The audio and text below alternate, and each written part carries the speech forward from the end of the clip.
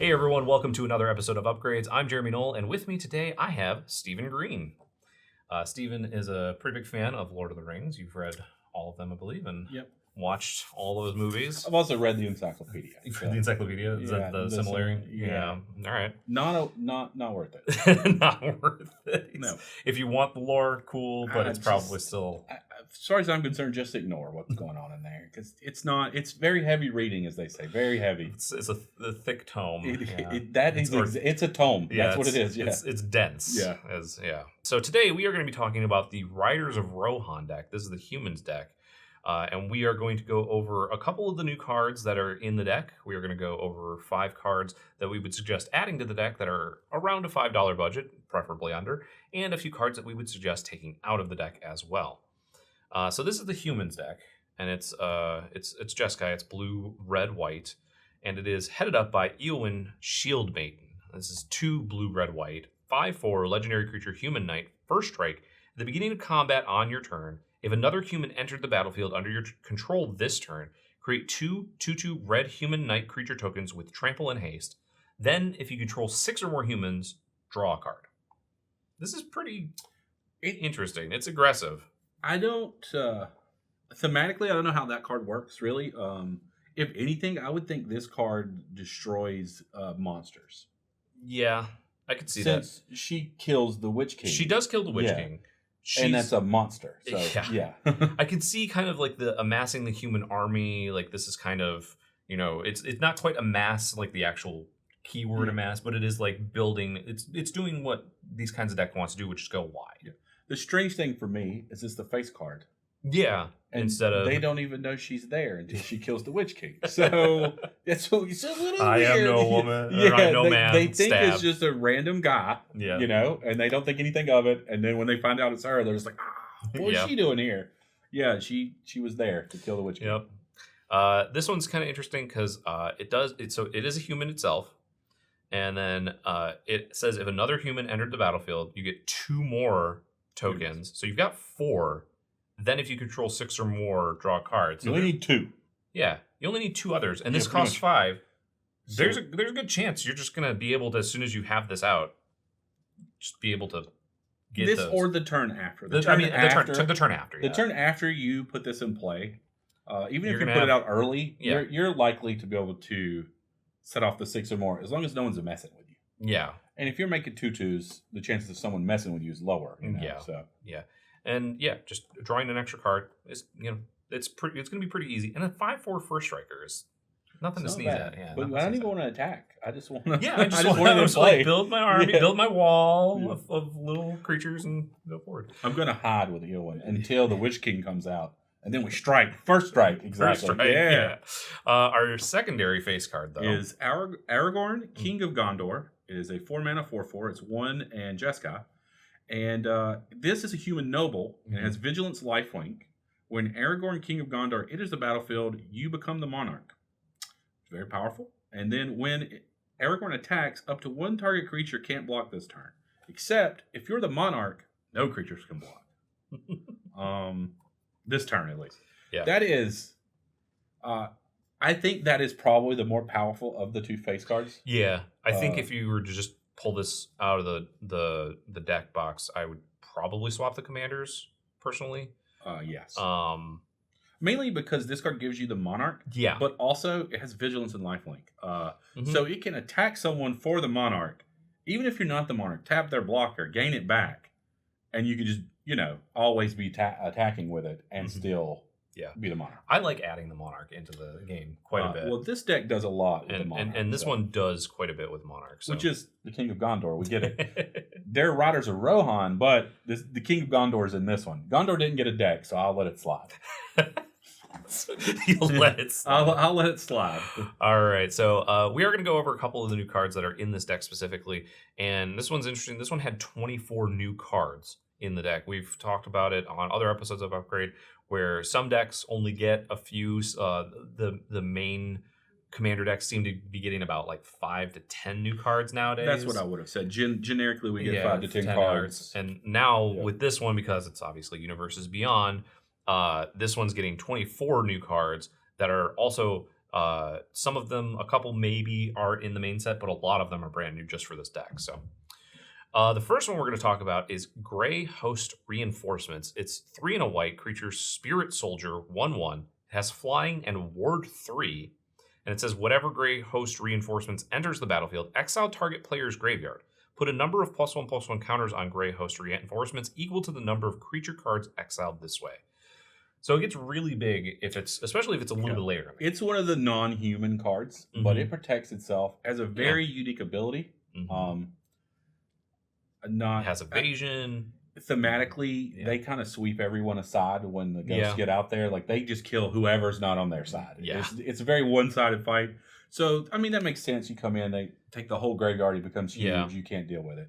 Ward 3, though, that's pretty big. That's big, yeah.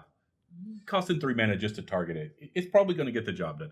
If they try to Sauron you with some big creature, you just reinforce it. Yeah. They'll get it one time. Yeah. You know? And then you're just like, I didn't like that. I didn't like that. Get those out of here. Yeah. Get those out. Yeah. Call them good. Our second one is Eomer, King of Rohan. He is 5 mana, 3, a red white.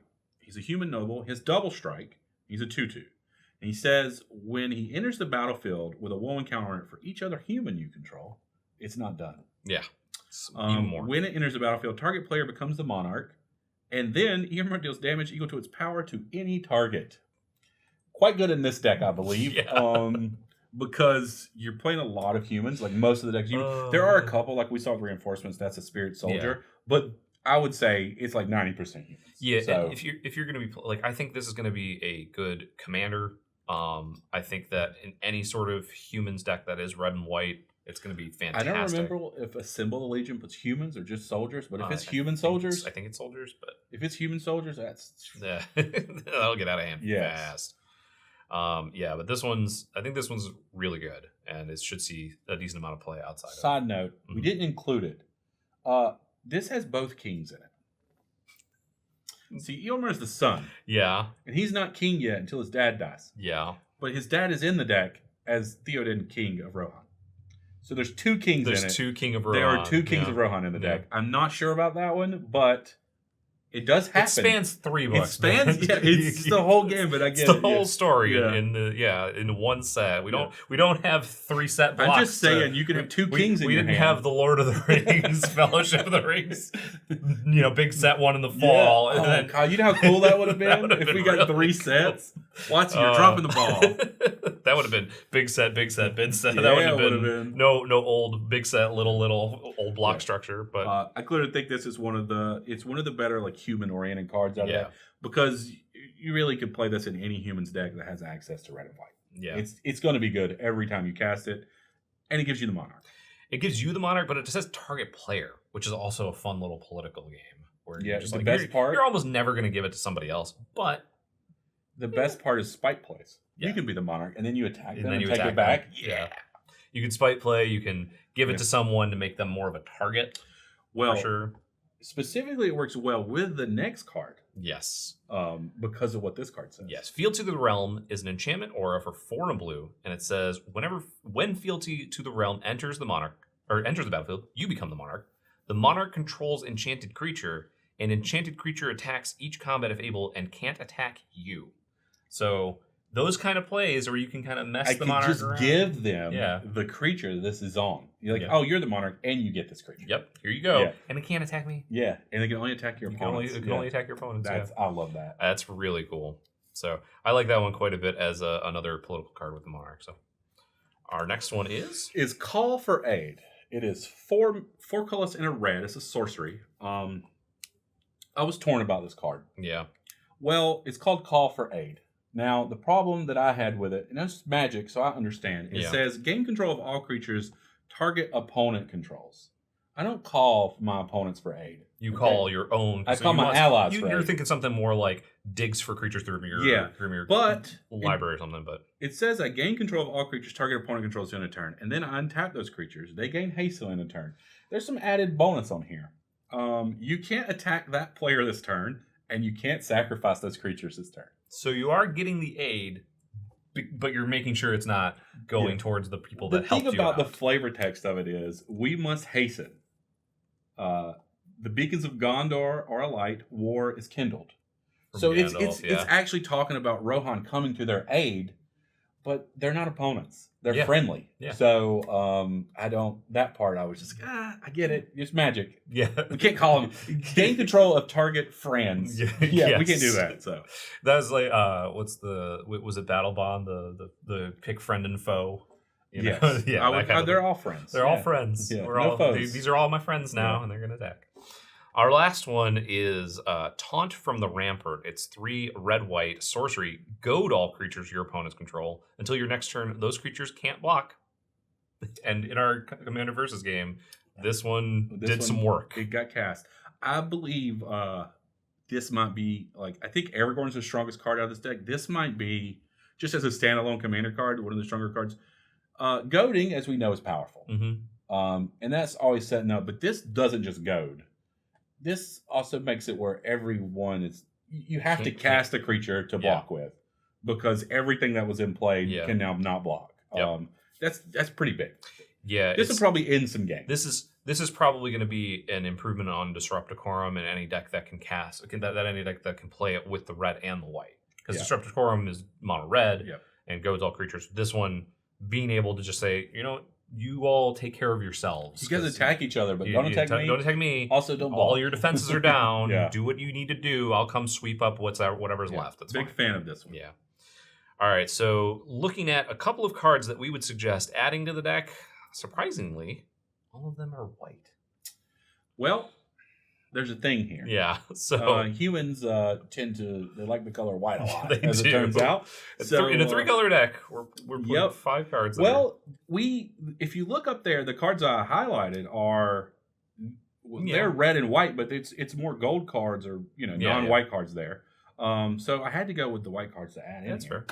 Also, as we discussed, no way to interact with artifacts and enchantments again. We've discussed in previous upgrades video, but out of these 4 decks, there's really not a lot of artifact and enchantment removal. There's 1 piece in each of them. So 2 of the cards I chose to add revolve around that. First, we have Generous Gift. Mm-hmm. Everyone should know it's a 3-mana instant and destroy target permanent. Its controller gets an elephant. Yep.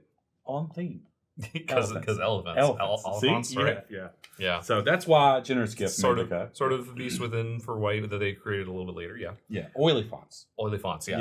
I couldn't remember if it was pronounced Oliphants or Oiliphants. Yeah. The second one, just kind of jumping down here, is Cathar Commando, which is a 3/1, 1 and a white human soldier. It has flash, and you can pay 1 and sacrifice it to destroy target artifact or enchantment. I think it's a great card just generically. It's like $1. Yeah. And while it's a human, it's flash. You can play it instant speed. It's got really good playability and it fits the human thing. Yeah. This one's it has a lot of utility with the flash and it being big and all that stuff. So but yeah, that's another good way to remove a piece of an artifact or equipment, a permanent that you really want to get rid of. And it's cheap. So yeah. Now, the next card is not only white, it's also blue, Jeremy. Yeah. I did say all of them were white. I did not say all of them were mono white. And it's Unsettled Mariner, which is a 2-mana, 2/2 shapeshifter changeling. Mm-hmm. And it just says whenever a permanent you control becomes a target of spell or ability on opponent controls, counter that spell or ability unless its controller pays 1. Yeah. And that's a human, in the shapeshifter way. Yeah. But it just provides a little defense to some of your other cards. We don't want all of our cards getting hit. Yeah. And this is something that just gives a little bit, ward 1 to everything. You know? So I like that. Yeah, it gives a little bit of extra. You especially don't want your commander to be taken out. No, it's a little protection, and it's innocuous because you put it in play and it's not threatening. Yeah. And later in the game, you might get someone with it. Yeah. And in conjunction with a mana tap. Yep. Our next one is Thralias Lieutenant, 1/1 for 1 and a white human soldier. Whenever it enters the battlefield, put a +1/+1 counter on each other human you control, and then whenever another human enters the battlefield under your control, put a +1/+1 counter on Thralias Lieutenant. Low hanging fruit, very hard to get. There's not very many better humans cards. Yeah, that's just This plays in a lot of the competitive humans decks. Yeah, I would assume if the theme of your deck was humans that you have a Thralias Lieutenant in it almost 100% of the time. Yeah. They didn't include it in the deck, so I thought I would include it in the deck. I wonder why. not Now, like it has the a name. last card, I have to admit, we have broke the $5 budget. This is $7, okay? But Knight Errant of Eos is a 5-mana 4/4 with Convoke. And it says, when it enters the battlefield, look at the top 6 cards of your library. You may reveal up to 2 creature cards with mana value X or less from among them, or X is the number of creatures that convoke Knight Errant of Eos. Put the revealed cards in your hand, then shuffle.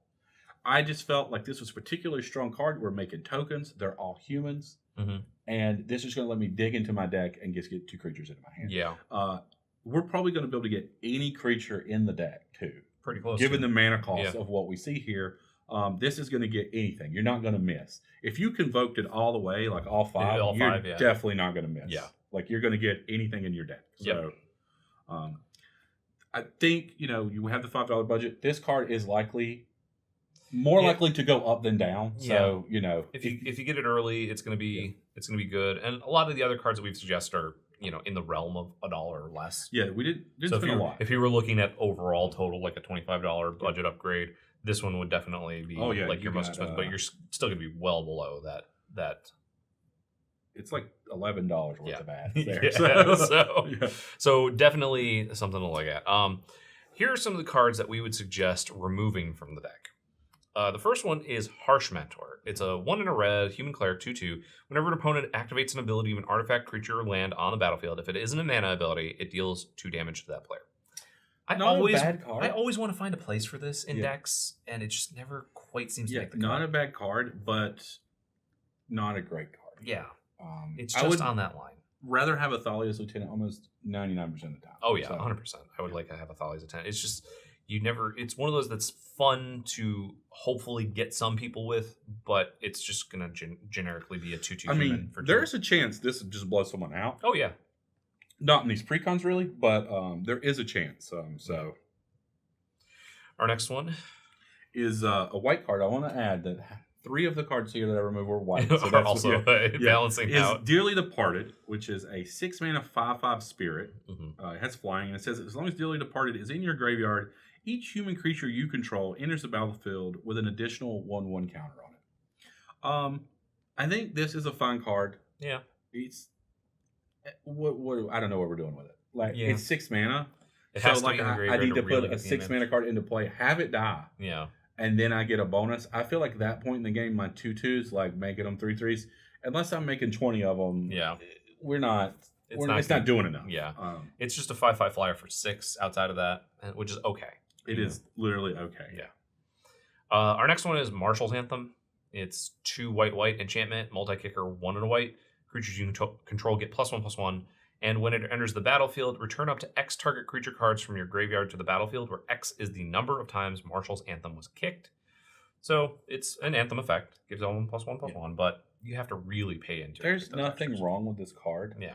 But it's mediocre. Yeah. You can do better. You definitely can. Especially for like the Anthem effect. Now, the multi-kicker is where it's at, but you're looking at 6 mana to put 1 creature in play. Mm-hmm. Now, if the 1 creature is Aragorn, that's good. That's fine.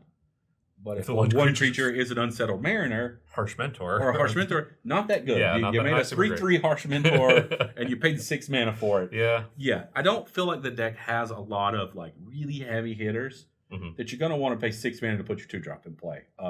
That's not very often. So yeah, I totally get that. It's an okay late game strategy, but if you're really depending on that, it's like there's obviously some better options. Okay, now this may surprise you. The next card that I chose to cut was Earthquake. You chose to cut a card that deals so much damage to players. It's a red and an X. Yeah. And Earthquake deals X damage to each creature without flying in each player. Yeah. Here's my thinking. Earthquake can't kill Nazguls because they're at this point, they're in the air. So also, I don't want to kill my own knights. Can't kill any of those dragons that are in the... Yeah, can't kill any of the dragons. But I mean this. I cut this card, like, I get it. Like, the flavor text and how they fit it in thematically, that's fine. I would not cast Earthquake in my humans deck, though. No.